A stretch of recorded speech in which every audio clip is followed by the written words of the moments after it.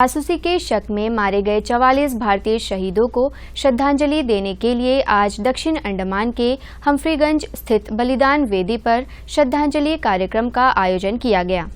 आज ही के दिन उन 44 शहीदों को मौत के घाट उतारा गया। उन 44 शहीदों के परिजनों ने अंडमान निकोबार प्रशासन के सहयोग से वहां पर स्मारक स्थापित किया। हर साल 30 जनवरी को उन दिवंगतों को द्वीपवासियों की ओर से श्रद्धांजलि अर्पित की जाती है। आज वहां समारोह आयोजित कर शहीदों को श्रद्धांजलि अर्पित की गई। इस अवसर पर द्वीपों के सांसद कुलदीप राय शर्मा मुख्य अतिथि थे। उन्होंने स्मारक पर पुष्प अर्पित कर उनकी शहादत को याद किया।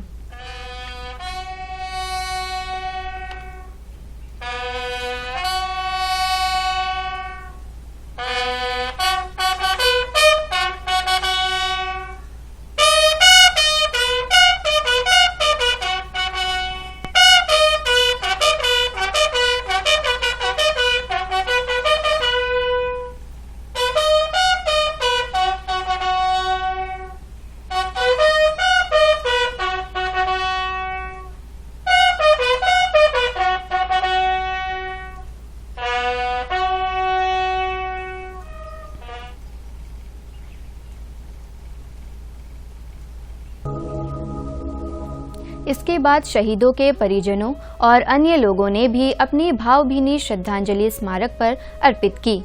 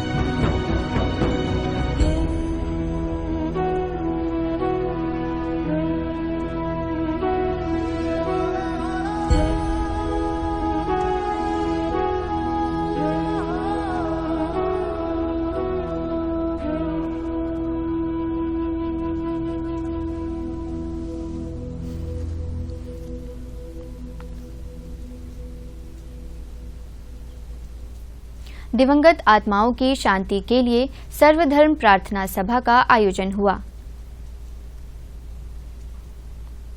परमं वेदीत्यप्यं त्वमस्य विश्वं परमं निधानं त्वं व्ययः शाश्वतं धर्मं गोप्ता संतानस्त्वं पुरुषो मतो मे। राग रतन प्रवार प्रया शब्द गावनाया शब्दोक्त गाओ हरि के रामन जिनी बसाया कह नानक नंदोआ सतगुरु में पाया। एह मन मेरे तु सुधार और नाल हर नाल रहो तो मन मेरे दुख सब विसारणा अंगीकारो कर तेरा कर सब सुवर्ण। धन्य है वे जो धार्मिकता के कारण भूखे और प्यासे हैं, वे तृप्त किए जाएंगे। धन्य है वे जो दयालु है, उन पर दया की जाएगी। रघुपति राघव राजा राम प्रतीक पावन सीताराम सीताराम सीताराम भज प्यारे तो सीताराम सीताराम सीताराम भज प्यारे तो सीताराम। रघुपति राघव राजा राम प्रतीक पावन सीताराम रघुपति राघव राजा राम प्रतीक पावन सीताराम।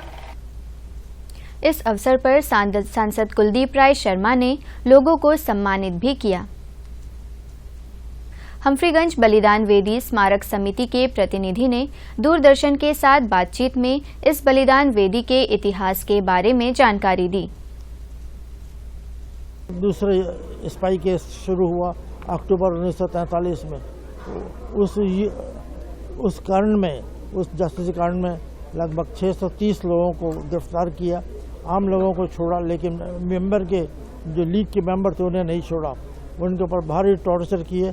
बाद में 30 जनवरी 1944 को सेलुलर जेल के सामने, हम लोगों के सामने, परिवार के सामने से उनको यहाँ हम्फ्रीगंज में लेके आके शूट करे और शूट करके यहीं दफन किए। तो इसका हमें पता जगह मालूम नहीं था, लेकिन किसी तरह पहुँचे और बाद में हमने परिवार के लोगों से, वेल विशर से, उनसे सहयोग मिला कि यह मेमोरियल बनाए।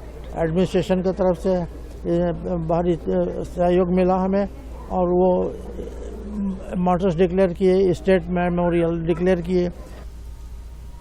सांसद कुलदीप राय शर्मा ने 44 शहीदों की शहादत को याद करते हुए अपनी बात कही।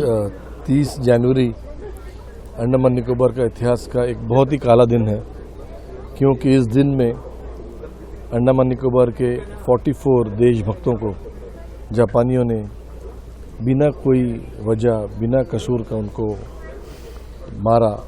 और आज हम इस पवित्र पावन भूमि में बलिदान वेदी में खड़े हैं, उन 44 हमारे देशभक्तों को याद करते हुए, उनको श्रद्धांजलि देते हुए मैं भगवान से, अल्लाह से, यीशु से, वाहिगुरु से यही प्रार्थना करता हूँ कि जो हमारे 44 लोग जिनको जापानियों ने मारा, उनकी आत्मा को भगवान शांति दे, उनको स्वर्ग में बहुत अच्छा जगह दे। और साथ ही साथ उनके जितने भी परिवार के लोग हैं, इनको जो इतनी बड़ी उनकी जो परिवार के अंदर में दुखद घटना घटी है, उसके लिए हिम्मत देता कि वो इस जो बड़ा से बड़ा जो लॉस उनके परिवार में हुआ है, उनको वो बेयर कर सके। इसके बाद आगंतुक लोगों ने वहां पर समिति की ओर से बनाए गए संग्रहालय का भी दौरा किया।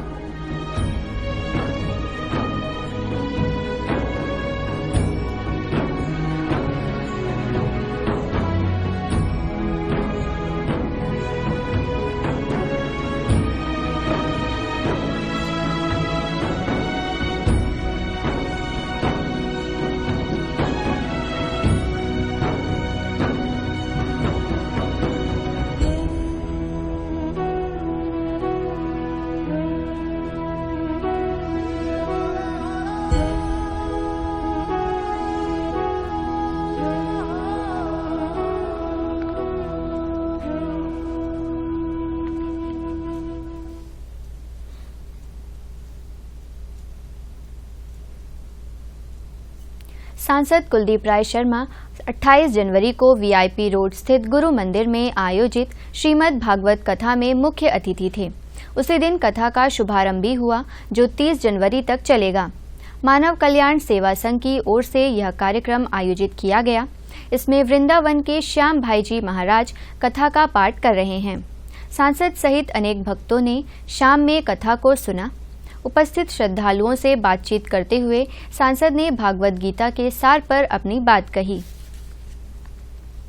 गृह मंत्रालय सलाहकार समिति के सदस्य विशाल जौली ने गोवा राज्य और केंद्र शासित प्रदेशों के लिए जॉइंट इलेक्ट्रिसिटी रेगुलेटरी कमीशन के समक्ष दायर याचिका में प्रस्तावित टैरिफ हाइक के संबंध में अपनी चिंता को और आपत्ति जताया है। उन्होंने इस संबंध में गोवा और केंद्र शासित प्रदेश तथा हरियाणा राज्य के लिए जॉइंट इलेक्ट्रिसिटी रेगुलेटरी कमीशन के सचिव के पास याचिका दायर किया है। श्री विशाल जौली ने याचिका में बताया कि बिजली की दरों में प्रस्तावित वृद्धि विचाराधीन वृद्धि है, खासतौर से जब अन्य केंद्र शासित प्रदेशों में टैरिफ स्ट्रक्चर से तुलना की जाए। प्रस्तावित बदलाव से बिजली के घरेलू उपभोक्ताओं, वाणिज्यिक उद्यमों, होटलों और उद्योगों पर अतिरिक्त भार पड़ेगा। इस बढ़ोतरी से विभिन्न क्षेत्रों के वित्तीय व्यवहार्यता को चुनौतियों का सामना करना पड़ेगा। श्री जौली ने द्वीपों में पर्यटन क्षेत्र का जिक्र करते हुए कहा कि द्वीप समूह की अर्थव्यवस्था पर भी काफी निर्भर करती है। ऐसे में दरों में बढ़ोतरी से पर्यटन क्षेत्र पर प्रभाव पड़ सकता है। उन्होंने कोविड-19 महामारी के दौरान अर्थव्यवस्था पर पड़े प्रभाव का उल्लेख किया। उनका कहना है कि इस कदम से कई व्यापारों एवं उद्योगों को नुकसान होगा। श्री विशाल जॉली ने कमीशन से प्रस्तावित बिजली के दरों में बढ़ोतरी पर दोबारा विचार करने का अनुरोध किया है। भारतीय जनता पार्टी के प्रदेश अध्यक्ष अजय बैरागी, गृह मंत्रालय सलाहकार समिति के सदस्य विशाल जॉली और हरिनगर क्षेत्र के जिला परिषद सदस्य शंकर मंडल ने अंडमान लोक निर्माण विभाग के मुख्य अभियंता से मुलाकात की। मुलाकात के दौरान जीआई पाइपलाइन नेटवर्क में सुधार, डिगलीपुर के किशोरी नगर गांव और परंगरा गांव में जरूरत पड़ने पर नए पाइपलाइन कनेक्शन को बिछाने के साथ पुराने और खराब जीआई पाइपलाइन को बदलने जैसे मुद्दों पर अधिकारी का ध्यान आकर्षित किया। इसके अलावा समिति द्वारा सुझाए गए नेट मेंडिंग शेड से लेकर HDPE जेट्टी तक 200 मीटर इको फ्रेंडली रोड के निर्माण के मुद्दे पर भी चर्चा की गई। बसंतीपुर गांव पर RCC ब्रिज और ग्रामीण सड़क का निर्माण, ग्रामीण सड़क की ब्लैक टॉपिंग, शांतिपुर वार्ड संख्या 1 में आंगनवाड़ी स्कूल को जोड़ने वाली स्वदेश नगर पंचायत में ग्रामीण सड़क को ठीक करने की मांग रखी गई। विभाग के मुख्य अभियंता ने नेताओं की मांगों को सुना और आश्वासन दिया कि समय सीमा के भीतर इन कार्यों को पूरा किया जाएगा। मीठाखाड़ी रूरल हाट का कल उद्घाटन होने जा रहा है। उद्घाटन समारोह दक्षिण अंडमान के टुसनाबाद जंक्शन के निकट कल शाम 4:30 बजे से आरंभ होगा। ग्रामीण विकास के आयुक्त सह सचिव नंदिनी पालीवाल कार्यक्रम की अध्यक्षता करेंगी। परीक्षा के इस मौसम में विद्यार्थियों के लिए कई कार्यक्रम आयोजित किए जा रहे हैं। विवेकानंद केंद्र विद्यालय पोर्ट ब्लेयर में कल विद्यार्थियों और अभिभावकों के लिए मातृ पूजा का आयोजन किया गया। स्कूल परिसर में हुए इस कार्यक्रम में वक्ता ने इस पूजा के महत्व के बारे में जानकारी दी।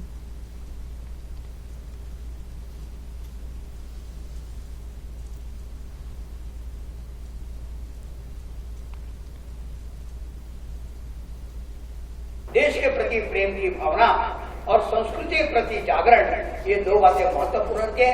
मातृ पूजा जो है वो उसमें से एक है कि माँ का स्थान अपने जीवन में महत्वपूर्ण है। जो अपने पेट में 2 महीने तक रखती है, सब कुछ का देखती है, उसको कुछ भी प्रकार का दुख न हो इस प्रकार का विचार करती है। त्याग की मूर्ति यानी माँ, सेवा की मूर्ति यानी माँ, ऐसे माँ का पूजा करने का एक अनुभव आज आपको आएगा। इसके बाद पारंपरिक तरीके से मातृ पूजा आरंभ हुई।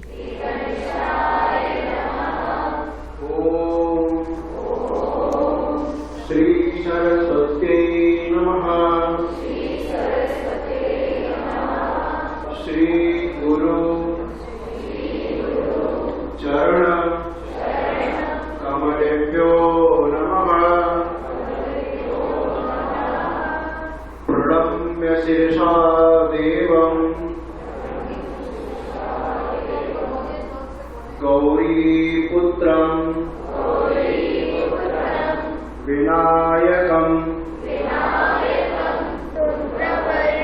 तथास्तमं समं तु प्रसादतः। ॐ गं गणपतये नमः। ॐ श्री गणेश अंबिकाभ्यां नमः।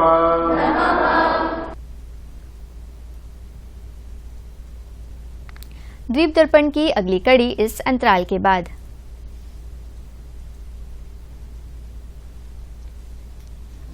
अरे क्या हुआ चाचा, आज काम करते हुए गाना नहीं गुनगुना रहे हैं आप? क्या गाएं क्या गुनगुनाएं भैया। क्यों, क्या हुआ? बैठिए। छोटे भाई को टीबी हो गई है। हर सरकारी स्वास्थ्य केंद्र में टीबी का जांच और उसके इलाज दोनों ही मुफ्त में उपलब्ध है। पर चिंता तो अन्य खर्चों की है। NTEP नोटिफाइड जितने भी टीबी मरीज हैं ना, सरकार उन्हें आर्थिक सहायता उपलब्ध करा रही है। इलाज की समाप्ति तक सरकार हर टीबी मरीज के बैंक अकाउंट में हर महीने 500 रुपए दिया करेगी। इससे सही पोषण और अन्य खर्च दोनों में सहायता मिलेगी। ये तो टीबी के मरीजों के लिए बहुत बड़ी राहत है। बस ऐसे ही गाना गुनगुनाते रहिए चाचा। टीबी हारेगा, देश जीतेगा।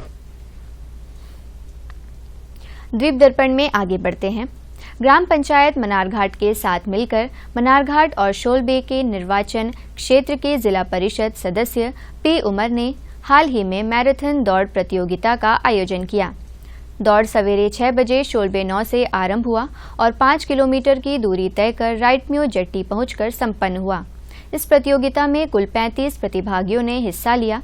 क्षेत्र के प्रधान ने सभी प्रतिभागियों और एकमात्र महिला प्रतिभागी का आभार व्यक्त किया। उन्होंने खास तौर से पुलिस विभाग और स्वास्थ्य विभाग को धन्यवाद दिया। अयोध्या में प्राण प्रतिष्ठा के बाद चिन्मय मिशन पोर्ट ब्लेयर में गठित समिति की ओर से बीते शनिवार को आयोजित विभिन्न कार्यक्रमों की जानकारी दी गई। मिशन के स्वामी शुद्धानंद सरस्वती ने यह जानकारी दी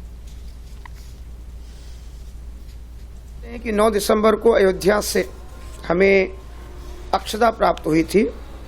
उन अक्षताओं को हमने यहाँ पैकेट्स बना करके लगभग 82,000 घरों में 82,000 घरों में हम लोगों ने उन अक्षताओं को वितरित किया। इसके साथ में हमने मंदिर कमेटी से आग्रह किया था कि आप लोग चिन्मय मिशन से आकर के अक्षत कलश लेकर के जाएं, और मुझे ये बताते हुए प्रसन्नता है कि लगभग अंडमान निकोबार द्वीप समूह के सभी मंदिरों में वो अक्षत कलश यहाँ से लेकर के जाया गया। और 22 जनवरी को जिस दिन अयोध्या में भगवान रामलला के विग्रह की प्राण प्रतिष्ठा थी, उस दिन अंडमान निकोबार द्वीप समूह के 417 मंदिरों में 417 टेम्पल्स में यह कार्यक्रम आयोजित किया गया। 131 टेम्पल्स में उस कार्यक्रम का लाइव टेलीकास्ट लोगों को दिखाया गया। पूरे अंडमान निकोबार द्वीप समूह में 250 से अधिक मोर देन 250 जो शोभा यात्रा है उसका आयोजन किया गया। इन शोभा यात्राओं में 70,000 से अधिक more than 70,000 people participated in शोभा यात्रा। 3 लाख लोगों ने से अधिक लोगों ने टोटल कार्यक्रम में, वो शोभा यात्रा हो, वो मंदिर का उत्सव हो, वो अक्षताओं का वितरण हो, वो कल्चरल प्रोग्राम हो, इसमें लोगों ने पार्टिसिपेट किया है। इग्नू ने जनवरी सत्र के लिए विभिन्न पाठ्यक्रमों में पुनः पंजीकरण की अंतिम तारीख को आगे बढ़ाया है।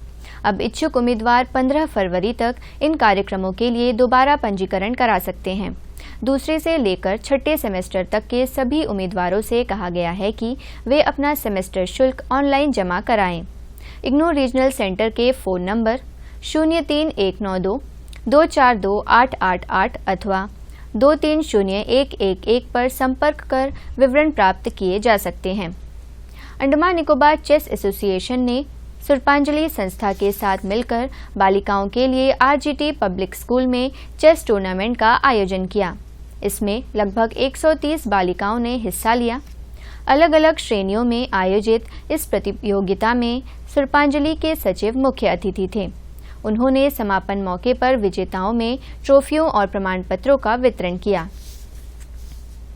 अंतर्द्वीपीय जलयान यात्रा संबंधी सूचना। एमवी रानीचंगा, स्वराज द्वीप और लॉन्ग आइलैंड होते हुए रंगत की यात्रा पर कल सवेरे 6 बजे फिनिक्स बे जेट्टी से प्रस्थान करेगा और इसकी वापसी कल ही दोपहर 1 बजे उन्हीं रास्तों से होते हुए रंगत से पोर्ट ब्लेयर के लिए होगी। एमवी बाराटांग स्वराज द्वीप की यात्रा पर कल सवेरे 6:30 बजे फिनिक्स बे जेट्टी से प्रस्थान करेगा और इसकी वापसी कल ही सवेरे 9 बजे स्वराज द्वीप से पोर्ट ब्लेयर के लिए होगी। एमवी कमोटा शहीद द्वीप की यात्रा पर कल सवेरे 6:30 बजे फिनिक्स बे जेट्टी से प्रस्थान करेगा और इसकी वापसी कल ही सवेरे 8:45 पर शहीद द्वीप से पोर्ट ब्लेयर के लिए होगी। एमवी रंगत स्वराज द्वीप की यात्रा पर कल दोपहर 12 बजे फिनिक्स बे जेट्टी से प्रस्थान करेगा और इसकी वापसी कल शाम 4 बजे शहीद द्वीप से पोर्ट ब्लेयर के लिए होगी। एमवी कमोटा शहीद द्वीप की यात्रा पर कल दोपहर 1 बजे फिनिक्स पे जेट्टी से प्रस्थान करेगा और इसकी वापसी कल ही शाम 4:30 बजे स्वराज द्वीप से पोर्ट ब्लेयर के लिए होगी। MV बाराटांग स्वराज द्वीप की यात्रा पर कल शाम 5 बजे फिनिक्स पे जेट्टी से प्रस्थान करेगा और इसकी वापसी अगले दिन सवेरे 5:30 बजे शहीद द्वीप होते हुए स्वराज द्वीप से पोर्ट ब्लेयर के लिए होगी। सभी जलयानों के यात्रा कार्यक्रम मौसम की स्थिति पर निर्भर होंगे। अंत में मुख्य अंश एक बार फिर। हम्फ्रीगंज बलिदान वेदी पर सांसद और द्वीपवासियों ने दिवंगतों को दी श्रद्धांजलि।